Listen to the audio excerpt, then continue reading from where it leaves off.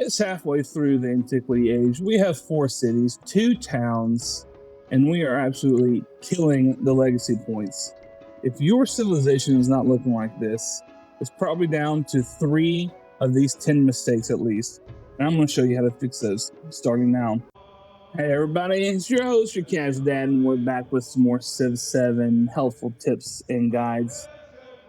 We're back a few turns from that opening scene to kind of set the stage for you for these mistakes that you're probably making that are holding you back from what you could possibly be doing. Now, I've done this on every level of Civ possible, from your basic to deity to even deity mods to make it harder, and win pretty much every time by keeping these mistakes out of my gameplay. So the first one I want to talk about is just your build order. You've probably found something from Reddit or some other YouTubers like, you have to do it this order, this way, and there's no other way. And it's like, well, that's not exactly right. You got to read the map. So, okay, this is the capital, this is where we're starting. So we have to read the map. In our first tile, okay, we had flatland, we have forests, we have just regular deserts, nothing good there. We have a mountain, which is, we did it this time because of Patch Cutie. He gets to work that, so it wasn't that big a deal for a mountain being the first tile. Normally you don't want that, okay? And then we had another farm. So we had lots of forests. We had more forests all around. We had some plantations. We saw lots of woodcutters, some good resources. We only had a few mines, few clay pits, okay? So that informed us, and even the ones we did are quite far out there. That informed us our build path when we went on our tech tree, as well as our build path for what buildings to go for. A lot of people say you need to do pottery straight into writing, and that's good most of the time. You get the brickyard that increases clay pits, mines, and quarries production. But if you don't have a whole lot of these, that doesn't make sense. You're just wasting time in production because, yeah, you want to get to writing your library, but if you don't have the production to get the library out fast, then what good does it? And so in this case, we started with animal husbandry. It also helps because we're playing Mississippi. We get the nice burning arrows, which are really good defensive units or even offensive units if you want. And they get a lot of bonuses to camps and woodcutters. They also get plus food on pastures, which stacks nicely with Touch Cutie's food bonuses. Now, that's where we went first. But then we did go into pottery. And then we had a choice of looking at, do we want another settlement limit? Because the garden's just going to end. We don't really need the hanging gardens at that point. Do we want masonry? Do we need the pyramids? Again, it's production on mines and quarries plus the mastery. This is really nice. We didn't need the ancient walls or the monument. So, of course, we went with writing and then into the mastery so that we could get our science boosted quickly. But sometimes that's not the place. Sometimes it's animal husbandry. I can't speak. Animal husbandry into masonry, or pottery into masonry. Like you have to read the map. All right, so that's mistake one. You're just following a blind order, and you're not really paying attention. And part of that is then you may not. This is mistake two. You may not be getting your settlers out fast enough. In Civ 7, if you're not aware, you cannot get settlers until you have 5 pop in the city. So what can happen is, we're just going to take Creek, for example. You're sitting here, you're building, your brickyards, your saw pits, your scouts, your whatever. You may have them queued up because you're scouting around. Scouting is obviously super important in the early stages. Trying to make sure you're efficiently getting all the little goodie huts around. And you're not paying attention to your first city, your capital city, maybe your second city, and it's on pop 6, and you've not got a settler out. settlers are the most important thing. So as soon as you have a settlement limit slot, or you know you're about to have one, you need to have a settler out. I mean, ideally, and I actually was able to do it this game, I had Natchez ready here before I had the slot for it. And so as soon as I got the slot, the settler was next turn moved in place, settled. It was perfect. Sometimes you settle a little early, sometimes you settle a little late, but in general, you're probably not getting them out on time. You need to, as soon as possible, be at your max settlement limit. And that brings me to the third mistake you're likely making. You're settling in the wrong locations. Okay, now, the problem we have with Civ 7 is that there's no longer tile flipping. So if you 1, 2, 3, this tile is shared. Some of these tiles are shared with Cahokia and Crete. A little overlapping is not a problem, okay? But if Crete was right here on this water source, it would have most of it or half of his tiles, most of his first level tiles, and half of his total tiles possible that Cahokia owns, and you can't swap them. And so that's not very good. You're settling too close, okay?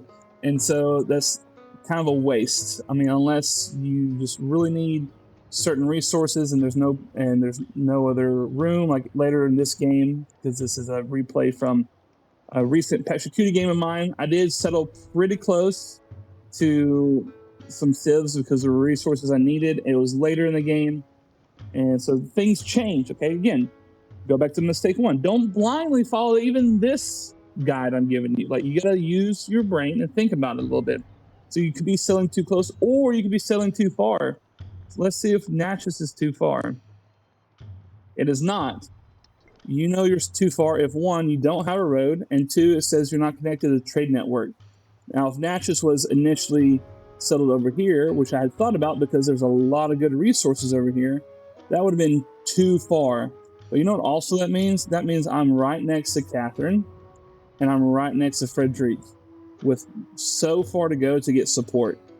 And so how am I going to save that city if 1 or both of them attack? All right.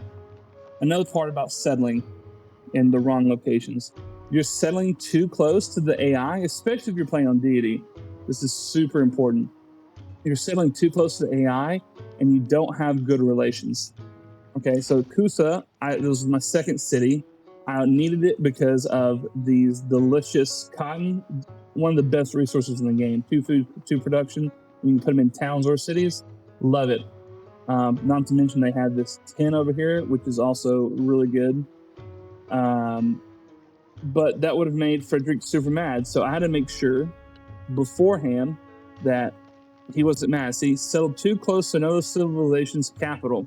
Borders touching. So it's not just 20, it's actually 30 because our borders are touching. Okay, debuff. But I started a trade route with him. I made sure to let him trade with me. And then I supported his endeavor, which is nice. I started an endeavor with him. Okay, and we were first to meet each other. All right, so like I made sure to stack as many of these as possible. You're not gonna get all of these, but you need to stack as many of these as possible. I try to. My general rule of thumb is I actually want the thumbs up. I want to be friendly with somebody if I'm gonna settle right on their border, because that's gonna make them go back down to neutral, maybe even slightly upset. But I can have my traders just go in quickly and give them a boost to friendship, and we're all good to go.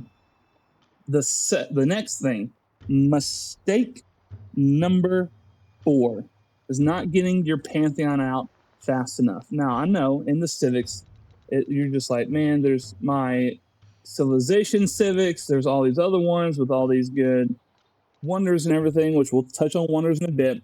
But really, unless you have a specific build order in mind, I'm not sure why you would do anything besides mysticism first. Getting that altar out and then unlocking your Pantheon as soon as possible is so good. So not only that, like if you can, one of the reasons I like this setup was I had a early silk that I try to get to. I tried to get to these first, and then I went straight to that silk because I knew it would be super helpful. And then for my government, I didn't take it this time because I wanted to double down on the food and production because of Peshacuti. So you have to augment your game, obviously, to your leader and your civs. Peshacuti gets food, becomes production. So that's why I went with this. But you could have taken the government that gets you more culture to get it out even faster. Later ages, when you have certain civics that you need to rush to the opening of the age, you can come in and you can set your cities to focus on producing culture to get those civics out faster. But you're probably not, because let's just say for this, all right, this Pantheon that gives you +1 production to clay pits. Say you have a bunch of clay pits and mines. Right, if you wait 10 turns, and you have 3 clay pits and mines, that's 30 production that you've now missed out on in that one city, let alone all the other cities that you possibly have it on. You see what I'm saying? And so whatever it is that you're needing the Pantheon for, whether it's science or culture, it doesn't matter. Like, you're wasting time and getting behind, especially on the higher level difficulties, by not getting that out fast enough. Again, all these things are competing priorities, I understand, and so you are making trade-offs of thinking, what does my civilization need right now? And it's going to change. Every game's going to be a little different. The timing's going to be a little different, and so you just got to deal with that. Sometimes you've got to use more gold than you want. Sometimes you have to delay things that you don't want to delay, and that's the point. It makes every game different. Every game is fun in figuring stuff out. After that, it's actually right here, what we just got done talking about with Frederic is a lot of y'all are probably not getting your traders out fast enough. Now, I really like the Mississippians, not just because of their burning arrows, but because of their unique merchants. All right, so when you create a trade route, you get 25 gold per resource when creating a trade route.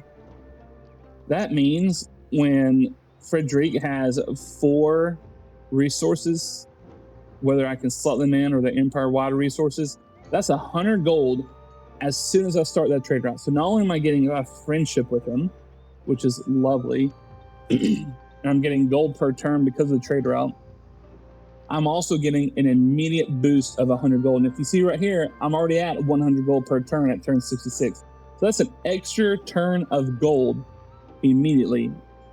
And what doubles down on making this even more important is, unlike previous civs, when you send your trader out, it's not immediate. Like, it doesn't just make that trade out. He's got to go to that area, that city, and then you've got to start the trade route. So like, it's not just, oh well, I can wait a few turns and then boom, trade route down. No, like, you've got to have those few turns to unlock the traders.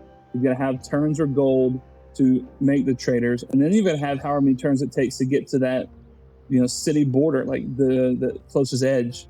All right, so all those things can stack up and really hamper you. But don't forget those traders. They help with the diplomacy, they help with your goal, they help with everything. So get those out as soon as you can.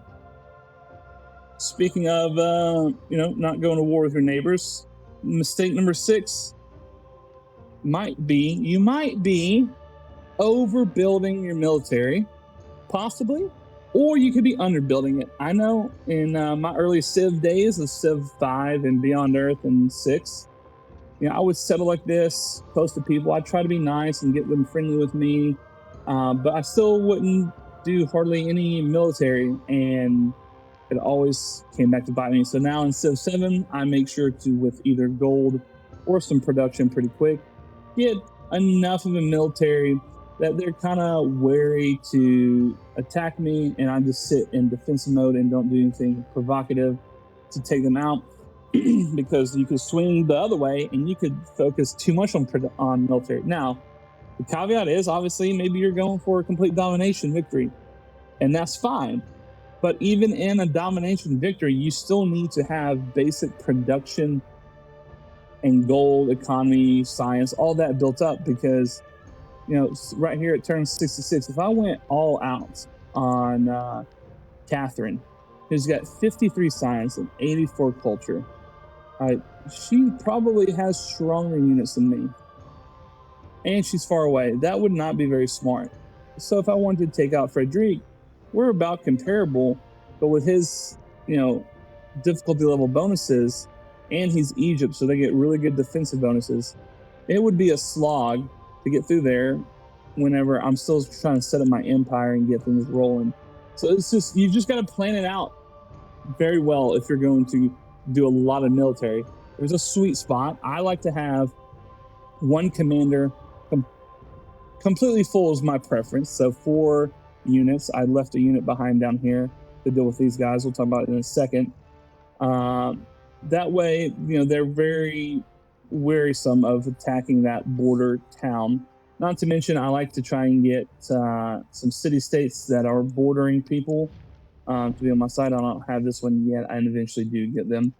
But, I like to surround the closest person with city-states that are loyal to me to make sure I have the best chance of defending, because they will get distracted by those guys giving me some time to either defend or get units out. At this point, I'm a little worried, honestly, in this game. I remember because he had so many units coming through my territory.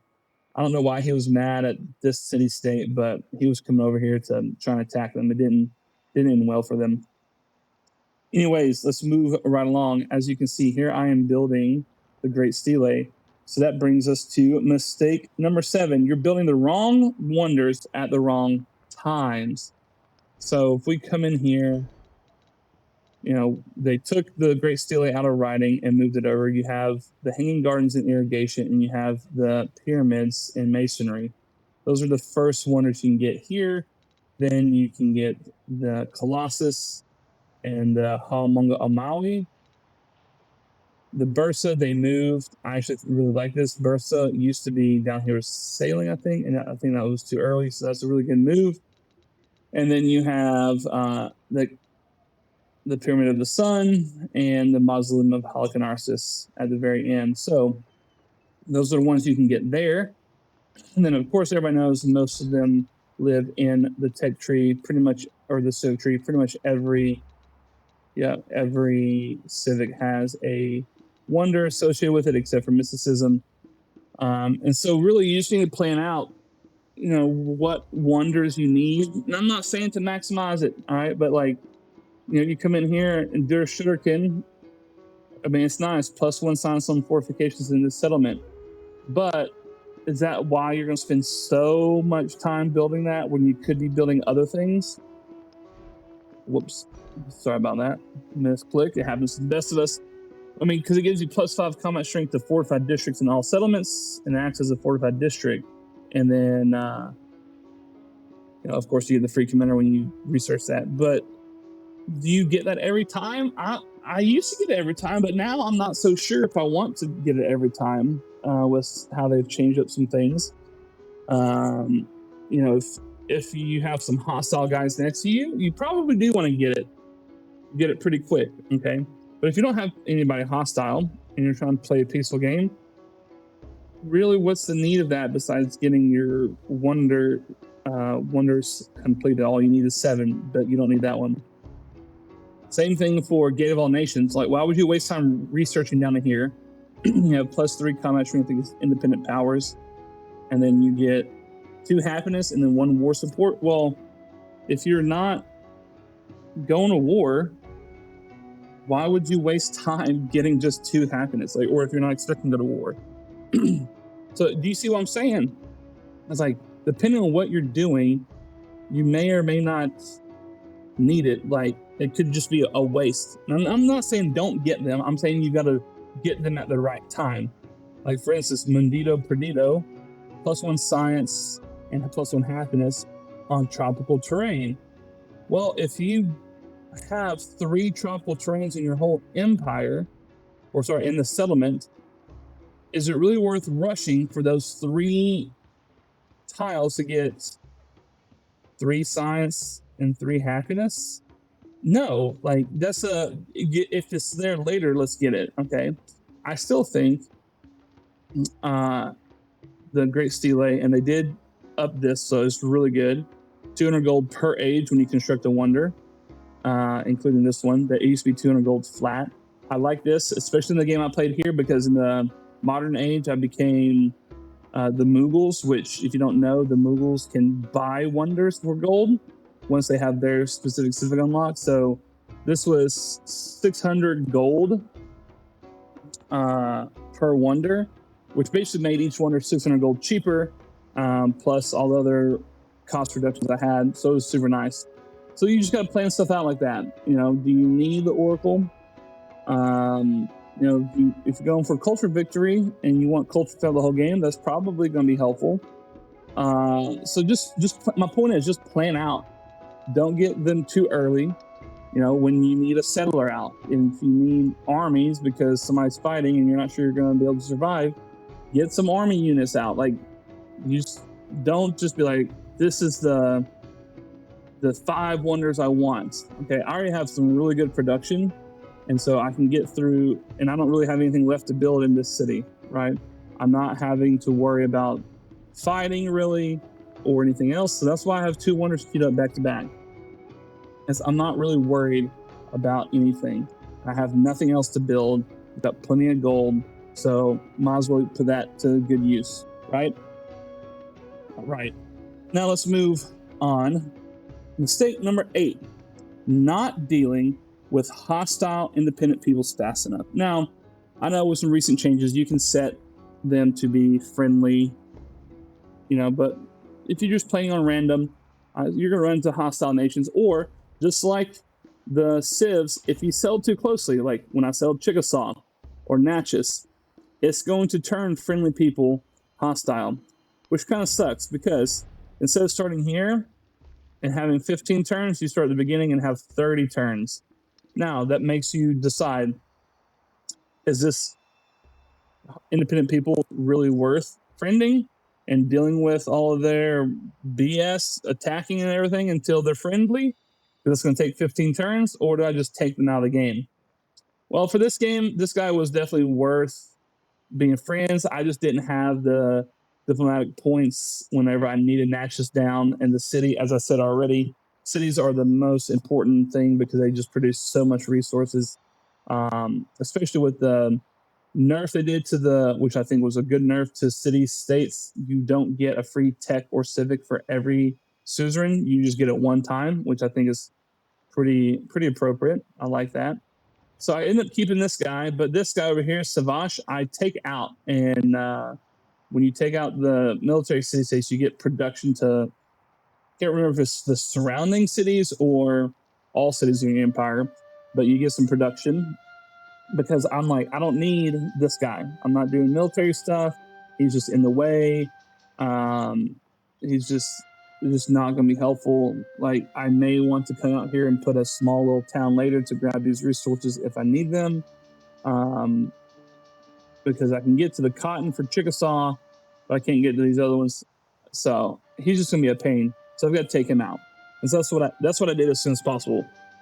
Because I don't know about you, but I've definitely had some games where I wasn't paying attention because I had a war or something going on one front, and then these city-state people, these independent peoples, they were just destroying me. I've lost cities before. I've seen the AI lose cities before. You know, they're not to be messed around with, you know? And so deal with them however you want. Just do it as soon as possible. Either friend them, take them out, do something. Because they can be that constant thorn in your side, and it's just no fun, especially if they're being provoked by the other AI to come attack you. You've got to focus on them and take them out as soon as possible. Use the gold, do whatever. That's what I did here. I just stationed this burning arrow here to just set them on fire when they come close, and it helps out. All right, mistake number 9, not planning out your urban tiles or planning out your towns. Now, this kind of does relate, the towns at least, to your settlement location, but your urban tiles. And this is actually not too hard, so just bear with me, okay? You don't need to wait till end game to get both of your science buildings in the same district. Not in antiquity. I used to wait for that. I don't think it's worth it on your earliest cities to do that. And I say that because your military buildings, they get production bonuses for the same type of bonuses that your science buildings get science bonuses on, the adjacencies, which are resources and wonders. So I have Monk's Mountain Hill here. I have 3 resources. So this is a +4 lie rate from the get-go. Then you might have other bonuses that, increase it from there. So you're going to want to be building out and looking at your town placements and thinking, where am I going to put my guys? So Natchez is right here. This is a good example. I have a nice spot right here, which is 1, 2, 3 away. So I'm going to have to be very particular about how do I get out here. Now, generally, I like to put my warehouse and my ageless buildings all together so that I can get better bonuses throughout the age. But sometimes I'm like, this is just too good of a spot not to go for it. So you can maybe you put your granary here, and your mine, your clay pit, my brickyard. My mind went blank. The brickyard here, that gives you, because you've got to connect them district by district, that gives you access to put your library here. And now you have 3 resources giving you +3 science and +3 production when you put your production unit there as well. So it's just very simple. Resources and wonders for science and production. Happiness and culture, you really want natural wonders, you want mountains and regular wonders. Gold, you have the sea. Food, you have water. There's a list online, you can go look at that. But thankfully, they have done a really good job in the updates when you go to put a building down of what are you going to get and what are you going to lose. Well, right now there's not really anything I'm going to gain or lose, and it tells you over here on the side +1 culture for mountain strain, natural wonder, and wonder. That's for all culture buildings. Okay, and so not really a great spot. So you may not want to, because they've also increased the cost every time you put down a building that's not a warehouse building. Increase the cost in production and gold.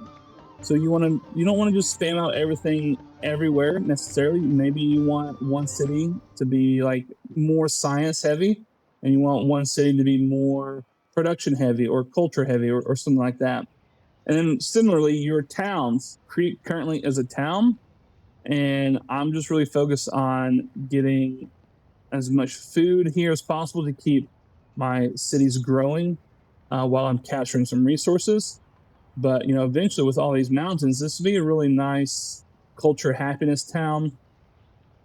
You can turn it into, well, I can't yet because doesn't have enough. You can only change it once it gets to 7 pop. But I could turn this into a resort town because of all the happiness and everything I have here. That would be super helpful. Or Natchez, Natchez would be a nice little production town because of all the production heavy tiles around. And so you just have to have a plan. And again, with Civ games, with a lot of these 4X games and other grand strategy games, like, you don't have to have a rigid plan because you don't know what the AI is going to do. You don't know what the random events are going to do that might change it up. So just have a general plan and strategy of this is where I want to go, and mold your game along the way to get there. Now, the last, but certainly not least mistake that you're probably making that's holding you back in Civ 7 on any level, but especially Deity. We've talked about it briefly on very different points, but that is your diplomacy. Diplomacy with independent peoples, pretty basic, but your diplomacy with the AI. We did touch on it when we're talking about settling nearby and the traders and everything, but let's just talk about it specifically now. Okay. I generally do not do the open borders unless I either need that relationship boost or I need to get through the borders. Obviously, like, it's just a waste of 20 diplomacy. And in the beginning, when you're making 8 to 10 per turn, that's quite a bit. Improved trade relations, well, I already talked about that. When you need to have an extra boost to you're being friendly. It's nice to have that in mind. So make sure you check that to make sure at each age you know how much you need.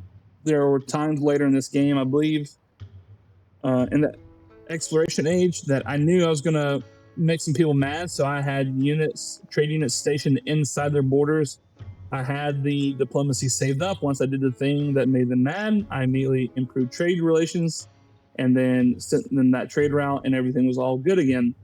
And the funny thing is, I've yet to see in my games or anybody I've watched them reject the improved trade relations. I'm not sure if that's even possible, because I don't know if I've even got an improved one, or I don't know. I just know I haven't seen it be rejected, so that's really good. All right, and then throughout the game, depending on your leader, your civ, wonders you get, you'll have different endeavors. But in general, you'll have cultural exchanges, you'll have military aid, you can open markets, you can do farmers markets for food, you can send out, if they're an ally, you can send out aid, you can send out and get science through diplomacy. You can reconcile if they're upset with you, which you need to do pretty quickly. Like, you gotta wait for the skull face for them to be hostile, and then let it complete before you do anything. Otherwise, you're just out of luck. Yeah, and so then you can obviously come down and you can start stealing techs and civics if you need to. They did increase these, which is probably pretty good, because it was also a little overpowered, especially if you could do 2 of these at once, like certain leaders let you do. But this is how I usually plan around my diplomacy. Like, if somebody's upset with me and I'm trying to keep them from going to war for whatever reason, I've got to build up my military, I've got to get some buildings, whatever, I will come in here and I will I usually have a mod. I don't have it active, but there's a mod that will let you see how much how much diplomacy they have saved up, they have in the bank. And so what I would do is I'll wait for that to get super low, and then I'll come in here and I'll do something like farmers market or open market, because they don't have enough to reject it. I mean, I think it's Napoleon can reject for free, but if anybody else, they can't reject it. So that can slowly help. That's a little sneaky way to slowly get your friendship up. Maybe not friendship, maybe that's a strong word, but not hostile, so they don't declare war on you. I've already talked about the different endeavors. One of the wonders gives you an endeavor. That's really nice. And so it's a little bit of a weak section of Civ 7 in general, I know, but if you don't pay attention to it because you think it is weak, it can really come back to bite you. Make sure your diplomacy is tip top whenever you're going to settle close to each other. Also, when you're about to get an ally, make sure you can come in here, click on the little heart relationship, you can scroll down, you can see his other relationships. So I see he's at war with Catherine. So this tells me if either one of them offers me an allyship, I should take it, and then when they call me in the war, unless I want to be in that war, just decline it.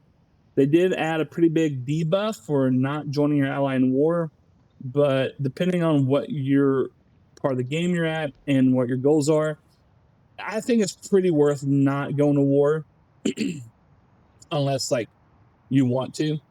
And so, keep that in mind. Another thing, so later in the game, you can come through here, you can see what people's governments are and pantheons.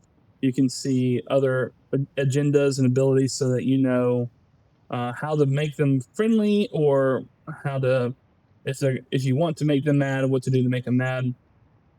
So Frederick Broke likes leaders with wonders in their capital. I've got several of those. That's why he likes me. But also have some buildings, so I don't get the full benefit because of that. Kind of an interesting thing there. You also, later in the game, when you start picking your ideologies, you can see that here they did add a new icon to the bottom of the ribbon to show ideologies, but just in case, you can always go through and find that out. But guys, that wraps us up these are the 10 mistakes that you're probably almost assuredly making that are holding you back from dominating every game of Civ 7, even on deity.